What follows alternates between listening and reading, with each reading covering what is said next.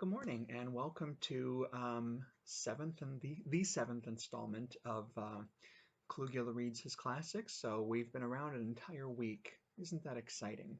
Um, I found a piece. I was digging through my high school stories, of which there are many, and I found this piece called Death Valley. I seriously don't remember anything about this. It's going to be one of the longer ones I'll probably read to you, so I'll probably get started as quickly as I can. But it is handwritten in pencil, mind you, and it's multiple pages, but I literally have no idea what this is. So um, I can't speak to its quality. I can't speak to any profanities. I don't know anything. So let's see where it goes. It's called, based on the handwriting, again, probably age 15. All right. And it's got a tagline and everything. I love it. Death, it's true, it can happen. What better a place for it to happen in than Death Valley, a place you'd just die to go. Wow. The weary travelers, the barbaric cult, the scorching desert, the hell that passed by many other travelers caught one unlucky group. Death has finally come to Death Valley. Okay, sounds like a Hills Have Eyes scenario. I wonder if I saw it by this point. So, prologue. Many years ago in the dreaded Death Valley of Southern California and Nevada, a strange story formed. Let's see now. The famous Texas Chainsaw Massacre happened just a few states away. The tellings by many about that weird family in the same area. The hills have eyes. Well, that may be true, but there still hasn't been a strange tale about Death Valley. Many have made their imaginations go overtime to try to scare the wits out of friends and relatives with dumb stories about Death Valley. Here's a good example. George. Yeah, Fred? Hear about those horrible, awful murders that happened right here where we're passing? Just past that turnoff ahead? Really? Yeah, right, Fred. Truly, there have been accounts of strange happenings in the area. Here is something that could happen in this true-to-life place. In this world, something like this is possible. In this world, nothing should surprise anyone. Ooh, chapter demarcations, is that the proper term? 1. Michael Michael drove forward on the desolate highway on the way to LA, California. Wow. At his side sat his woman, Nellie. In the back seat of his brand new BMW sat his best friend and his woman, Laura and Dean. It was 2 days after graduation. They graduated from Park High in Phoenix, Arizona. The BMW was his graduation gift from his wonderful parents. They cared about him so much. Michael knew that this was a crock of shit. He was on his own now, heading for college in Los Angeles, California. Oh, wait, sorry. Heading for college in Los Angeles, California State University, one of the biggest schools in the country. And of course, he got to go. His woman, Nellie, had been working and slaving at anywhere to get the money for the college. She finally saved enough. They were on their way through Death Valley. Hand me a Coke. Michael reached his arm around to the back and waited for the feel of a cold pop can. Boy, that is Midwestern. I'm sorry for the commentary. Nellie slept peacefully at his side. She had been sleeping for the past few miles. Dean and Laura were making out in the back. Michael rolled his eyes and pulled over. What are we doing? Dean stopped his heavy breathing to question his friend's sudden stop. I gotta take a piss. Michael opened the door and went over to the nearest bush. He found that there were none. They were in the heart of Death Valley. Michael looked up and saw that Dean and Laura had gotten out and were walking about. Nellie was coming out of the car as if she had been dead for a while, and rigor mortis had set in. She got out and cracked her neck and then went down the short slope to where Michael stood with his legs spread. He zipped up and turned to see his girlfriend standing there. Jesus Christ! Michael jumped. Nellie, don't ever do that again.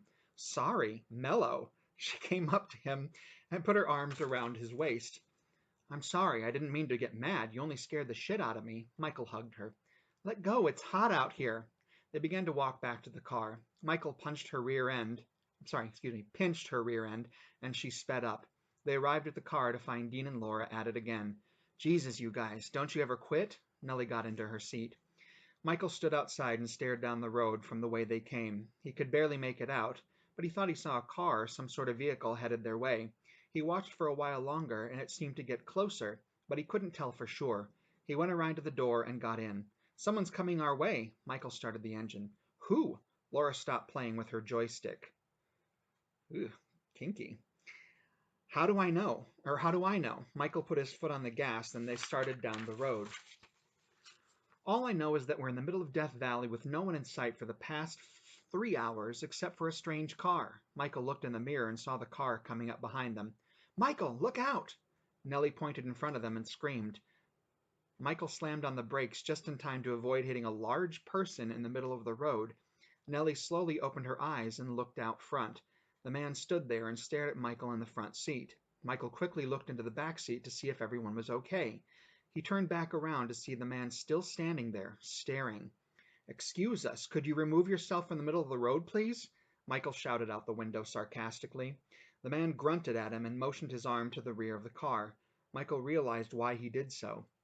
The car he saw earlier had arrived behind them, and there were many more people coming to the car. Michael rolled up his window. Nellie watched as the car became surrounded. Dean and Laura had stopped, having fun about 10 minutes ago. They too sat frozen to their seat. The haggard-looking man came around to Nellie's window and pushed the others from his path. He grunted again and put his hand on the handle. Nellie leaned over toward Michael. Michael started the car quickly and put his foot firmly on the gas. The car started to move, but slowly. "Well, folks," okay, narration apparently. "Well, folks, what do you think is in the works for our helpless little group from the large muscular man? Read on and find out." The man smashed his hand into the window and grabbed Nellie by the neck. Did I skip something, or is that all there is? Yeah. So that is the beginnings of a story entitled Death Valley, apparently penned or penciled in this case, and notebook paper even. Age 15, based on what I'm looking at handwriting sample-wise. So I think it was interesting. One of note is that, oh, I sure like to use the curse words. I mean, I do in my writing now, but I think, using the cursed words, I guess that was made me feel more adult. And anyway, the other thing that's interesting that I have realized is that way back when I would use the word Y-A-Y, like yay, I would use that as spelling for Y-E-A-H, yeah. And that's how I did that back in the day. I don't know when I broke that particular habit. Anyway, so yeah, that's Death Valley.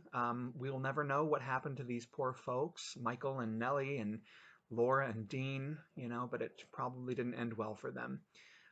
So anyway, I hope you enjoyed this one. I hope you'll come back tomorrow as we move into our second week of Klugula Reads His Classics. Isn't this exciting to be inside and stuck and with nothing to do but watch these great videos?